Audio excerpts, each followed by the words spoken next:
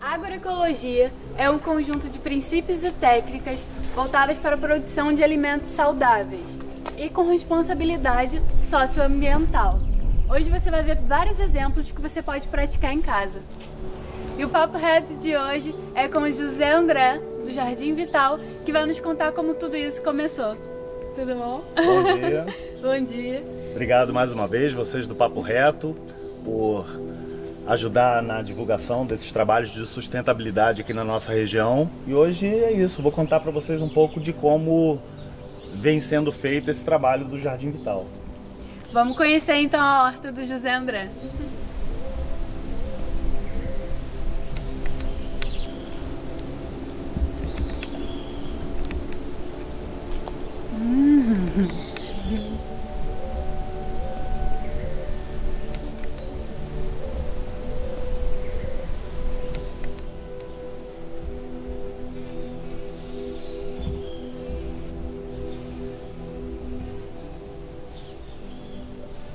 Tudo começa no tratamento do solo. Como que se inicia esse processo? Bom, aqui no caso a gente teve uma situação bem desafiadora, né? Quando esse terreno foi alugado em junho de 2018, então hoje faz menos de 10 meses, né, que a horta está em funcionamento aqui em Cabo Frio.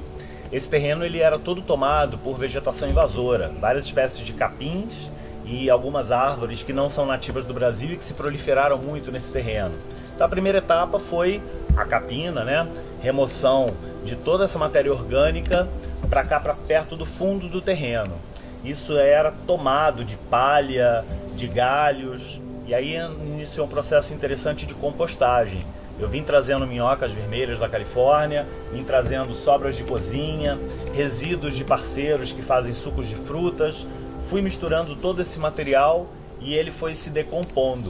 À medida que essa pilha ia diminuindo, que aquele humo já estava pronto, eu ia levando de volta essa matéria orgânica para a construção dos canteiros. O que a gente tem hoje aqui são os últimos galhos mais grossos, material de mais difícil decomposição.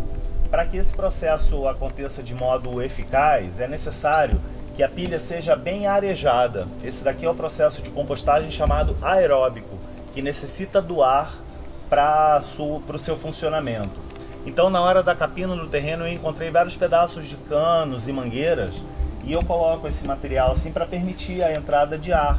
As bactérias, fungos que decompõem toda essa matéria orgânica, elas precisam do oxigênio, então eu não tenho que ficar com frequência revirando essa pilha. A própria ventilação natural já leva o oxigênio para o interior e aí esse processo vai acontecendo lentamente, à base de umidade, os materiais vão sendo decompostos por esses micro-organismos e resultam no humus, que é o melhor alimento que tem para a agricultura. Esse aqui já é um processo que a decomposição já está mais avançada, né? Sim, e aí esse era o único material fino que ainda tinha, que eu reservei aqui para fazer umas outras coberturas. Mas eu quero mostrar para vocês uma aqui, bichinho. ó. Mas ainda não é o ideal, porque aqui tá meio seco. Parece baratinhas. Que bichinhos são esses? Baratinhas que decompõem a matéria orgânica. Ah, que legal. É quantos? Tá, isso é uma forma de vida. Vamos em busca de outras.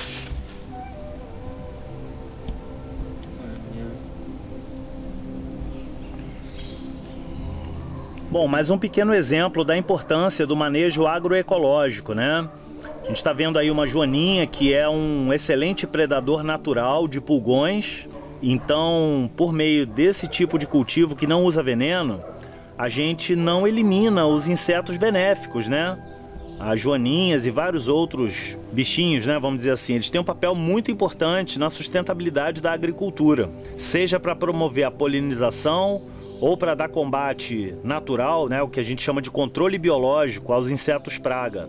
Só que quando se utiliza veneno, são mortos os animais que estão causando mal ao cultivo, mas também muitos outros que são benéficos. Então o ideal, de fato, é não usar nenhum tipo de veneno. Bom, e essa daqui é uma outra ferramenta muito importante que todo mundo pode ter em casa. Uma composteira doméstica E essa daqui eu faço com reaproveitamento de materiais. Material facilmente encontrado, são baldes usados em confeitarias e panificadoras, normalmente vêm preenchidos por margarina. Depois de vazios, tira o resíduo da gordura, lava bem, higieniza e começa o processo. Bom, então aqui nesse balde de cima eu vou colocando os resíduos de alimentos de origem vegetal, restinhos de fruta, borra de café, cascas, até cascas de ovos. Se for o caso daquele filtro de café de papel, também pode colocar. E sempre que a gente coloca material úmido, a gente também cobre com material seco. Aqui eu estou colocando o capim seco para ter um equilíbrio, um balanço entre umidade e matéria seca, e que depois, no resultado do composto, é também um balanço entre carbono e nitrogênio.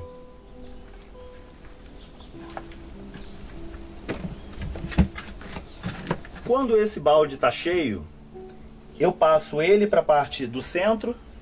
E esse daqui é um material que já está sendo trabalhado há mais tempo, ele já está pronto para o uso. Eu já vou com ele para a horta. Ele vai ficar vazio e vem para a parte de cima. Eu troco a tampa, porque essa tampa é furada, e o processo se mantém.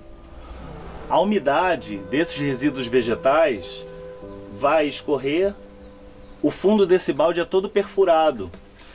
E desse também. Esse não, esse tem uma torneira, da onde a gente extrai o biofertilizante líquido. Um adubo excelente, revitalizador do solo das plantas. Esse é o chorume do bem.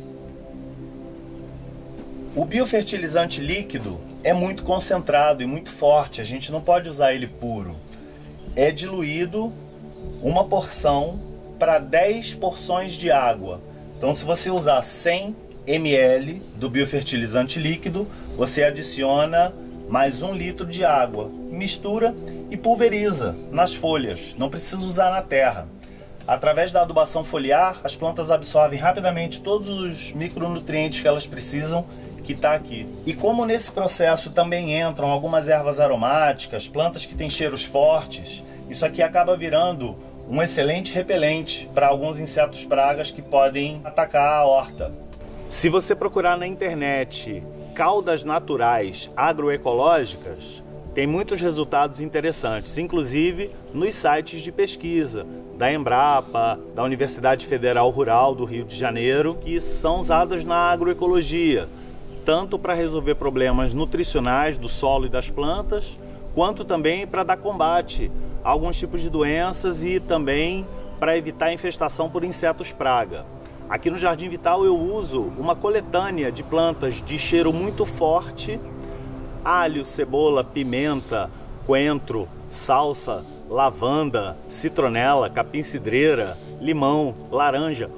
Muitas plantas de cheiro forte. Eu coloco todas essas plantas em cachaça, deixo curtir por mais ou menos 40 dias num local escuro. Depois eu filtro essa calda e, bem diluída, aplico ela 2 vezes por semana. Não exatamente sobre as plantas, mas no ambiente, nos muros, nos troncos de árvores. Tem tido excelentes resultados, né? Eu tenho aqui a presença de alguns insetos praga, mas eu nunca tive uma infestação. Então é uma calda fácil de fazer, você pode facilmente usar com os materiais que você tiver aí na sua casa. Um outro requisito fundamental para a prática da agricultura na zona tropical do planeta é a adição permanente de matéria orgânica ao solo. Todo esse conjunto de palha, ele colabora para a formação de um isolante natural que evita que o sol incida diretamente sobre a terra, diminui a necessidade de irrigação, evita que o vento carregue nutrientes. Quando chove, também evita que a água caia com muita força, lavando os nutrientes do solo. Dessa forma, a gente está nutrindo o solo, nutrindo toda a microfauna que vive aqui, de bactérias, fungos, de vários micro-organismos que se alimentam dessa matéria orgânica e ao mesmo tempo vão estar produzindo um adubo de excelente qualidade. Então essa técnica, também conhecida como mulching ou cobertura vegetal morta, deve ser realizada frequentemente para evitar a desnutrição, para evitar o ressecamento e favorecer dessa forma um cultivo de mais sucesso de alimentos saudáveis. Aqui a gente vê alguns pés de milho crioulo, são milhos que não são geneticamente modificados e que estão crescendo muito bem aí com a cobertura vegetal morta.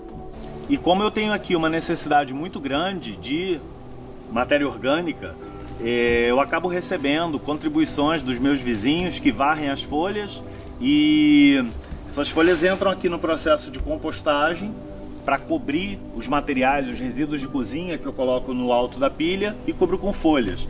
E também uso diretamente nos canteiros para fazer essa cobertura vegetal morta, ou também chamada de mulching. Ele preserva a umidade do solo? Preserva a umidade, serve de alimento para essa bicharada toda, que vai decompondo e vai liberando humus. Isso pretinho que vocês estão vendo é o humus, porque a cor daqui é areia, é branca, né?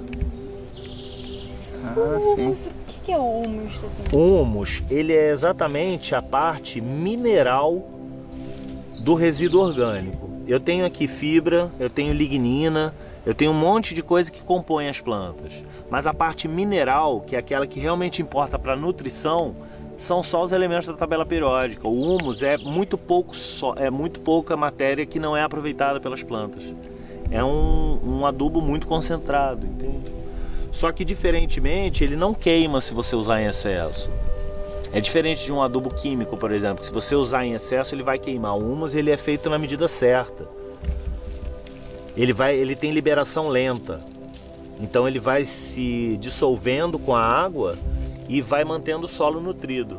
Essa permanente capa de matéria orgânica permite também uma contínua produção de humus. Então por isso que de vez em quando eu tenho que vir e trazer mais para isso, porque ele começa grosseiro, aí os bichinhos vão comendo, ele vai virando cisco até virar pó. Então eu tenho que trazer de volta material bruto para eles terem o que comer. Eu deixei especialmente esses exemplares aqui para o dia da gravação do programa para demonstrar duas espécies que eram as que dominavam aqui o terreno. Uma delas é a leucena, uma árvore nativa do México.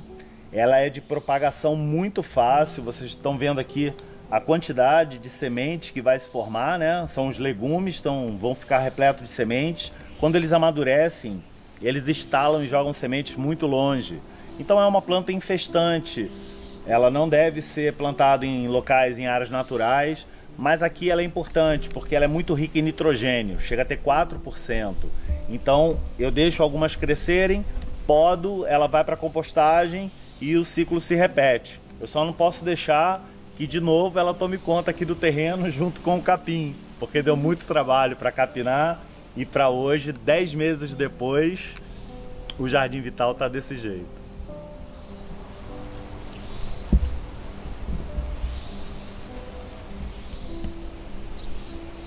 Essa é a dedo de moço. Essa é a dedo de moço. Isso é o quê? Essa é a vinagreira, uma espécie de hibisco. Ah, legal, hein? A folha dela é uma delícia. Do mato ao prato. Bom, Tamires, esse daqui é um dos principais ingredientes que eu cultivo. É uma das variedades de manjericão. Eu uso várias variedades diferentes na preparação do nosso molho pesto, que a gente vai poder provar daqui a um pouco. Essa aqui também pode pegar e já comer direto. Pode comer na salada, pode usar nos sucos, pode fazer chá, misturar nos seus molhos. De todas as que a gente experimentou, parece que o gosto dela é mais forte do que o que a gente encontra no mercado. É algo típico do produto que é orgânico, que quer ser feito sem agrotóxico? Também, o fato de ser bem nutrido, bem irrigado, bem manejado, faz com que a planta também tenha óleos aromáticos mais intensos. Mas também tem muitas variedades diferentes de manjericão. Eu pelo menos conheço mais de 30. E eu uso algumas delas diferentes na composição do nosso molho. O gosto desse é mais... Abelha. É menorzinho. E no sol ficou bonito, ó. É. Tem flores. Esse aqui é um exemplar ainda jovem de Ora pronobis. É uma espécie de cacto nativo do Brasil. Uma planta muito importante para resolver problemas de desnutrição, de anemia, de raquitismo. As folhas chegam a ter em torno de 20% de aminoácidos, né, que depois vão virar proteína na nossa nutrição. Uma planta muito rica em minerais, de muito fácil cultivo. Por ser um cacto, quase não dá trabalho. É um cacto um pouco diferente, ele cresce e pode ser conduzido como uma trepadeira. As folhas são usadas in natura, cruas, na salada, no suco. Você também pode colocar no feijão, no arroz, no omelete.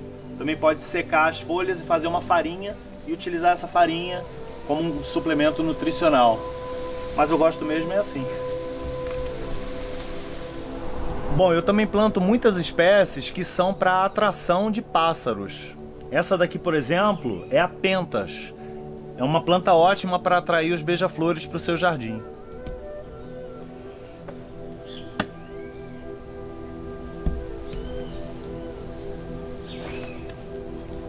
Parecem olhos.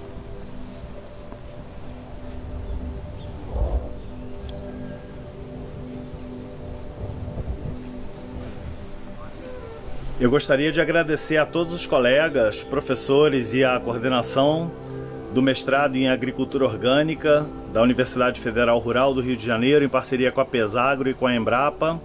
Eu sou um dos alunos da turma 9, ingressei agora em 2018 e ficamos juntos até o início de 2021, pesquisando, praticando a agricultura orgânica e a agroecologia para aprender a levar cada vez alimentos melhores à população. O Jardim Vital tem 3 atividades principais: a produção de alimentos agroecológicos sem venenos, a parte de educação ambiental e um programa de culinária. Eu utilizo os ingredientes que eu cultivo aqui sem agrotóxico para diversas preparações que são encontradas nos eventos dos quais eu participo. Hoje a gente vai poder provar então alguma dessas delícias.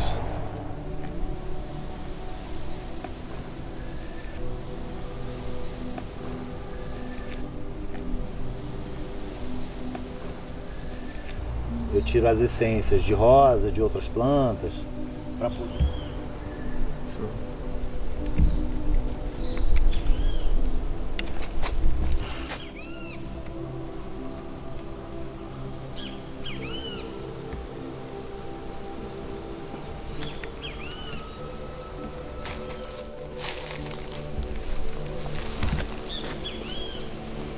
Diferentão. Aninhos. Uhum.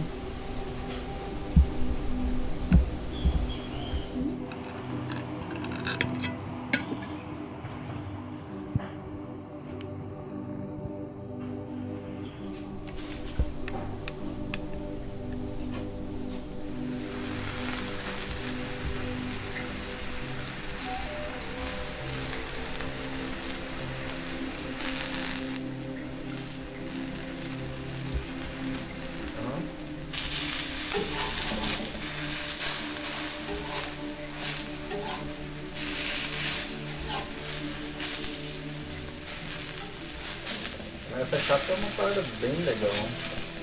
Faço muita coisa de chá.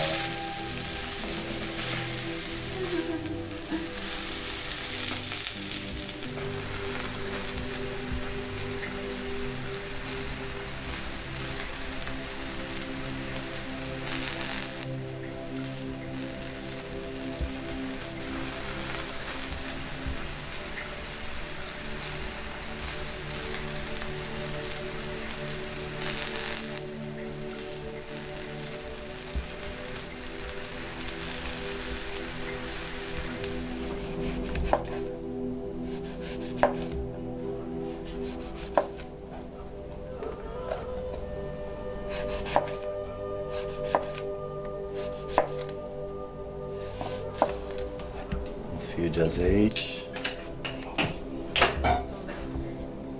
Vai. Aí, ó, pode lembrar de mais um.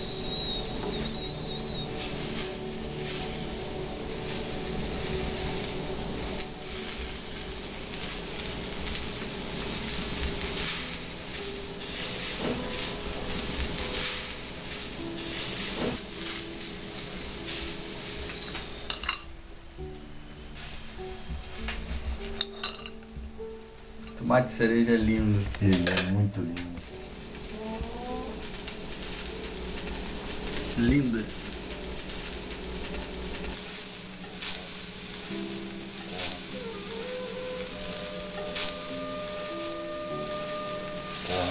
O tempo de chegar.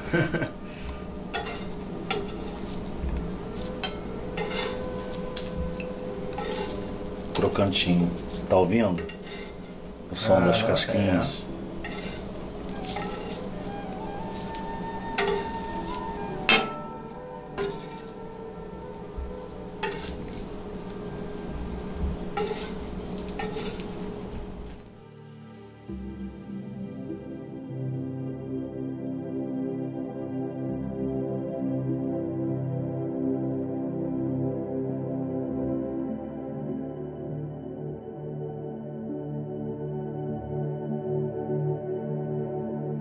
Agora com os alimentos que o José André colheu da horta, a gente vai tomar nosso café da manhã.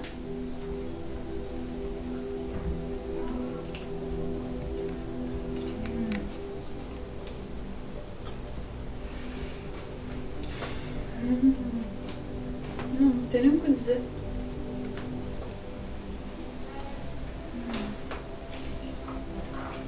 Muito gostoso. Bom, gente, então como vocês tiveram a oportunidade de ver hoje, em menos de 10 meses, essa área foi totalmente revitalizada a partir dos princípios e práticas da agroecologia. São 360 metros quadrados de um terreno que estava até então inativo e hoje serve à produção de alimentos saudáveis. São alguns pequenos exemplos do que você pode fazer na sua casa, aproveitar a matéria orgânica, produzir o seu próprio adubo, nem que seja pelo menos 1 metro quadrado, para você produzir parte do seu alimento e da sua família de modo saudável. As pessoas, as crianças precisam conhecer o ciclo de vida dos alimentos e através da agricultura orgânica a gente tem essa oportunidade de melhorar o nosso ambiente, melhorar a nossa alimentação, melhorar a sustentabilidade das cidades e ensinar um caminho muito importante para as crianças, porque sem alimento a gente não consegue sobreviver. Infelizmente a prática da agricultura urbana ela vem se perdendo. Nos últimos 50 anos a gente viu um processo de impermeabilização do solo. O que havia de terra vem sendo cimentado para dar vaga para um estacionamento de um automóvel, porque as pessoas também perderam o costume de mexer na terra, de pegar numa minhoca. As pessoas veem insetos e querem matar, e aqui vocês tiveram a oportunidade de ver que o equilíbrio está se restaurando por meio desses princípios e práticas. Eu espero ter contribuído de alguma forma para compartilhar um pouco do meu conhecimento com vocês e gostaria de ver mais iniciativas como essa sendo difundidas pelo Brasil. Terrenos inativos podem ser importantes lugares para a produção de alimento e para ensinar a sustentabilidade na prática. Muito obrigado mais uma vez a vocês do Papo Reto e a quem está assistindo, muito obrigado pela atenção.